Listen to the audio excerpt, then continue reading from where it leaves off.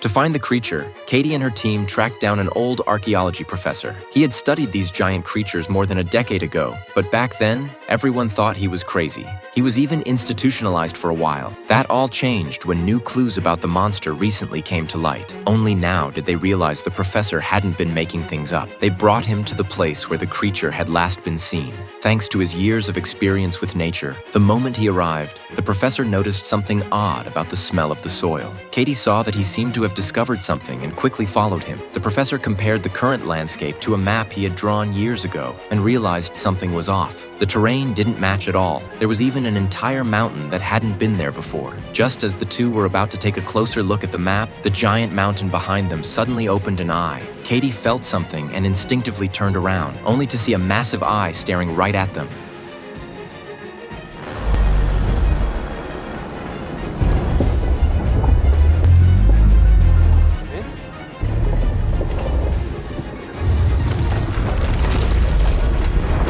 The two of them stared in disbelief. Right in front of their eyes, the mountain beside them slowly shifted and transformed into a towering mountain monster. The group didn't dare stick around. They jumped into a helicopter immediately. But compared to the giant creature, the chopper was no bigger than its foot.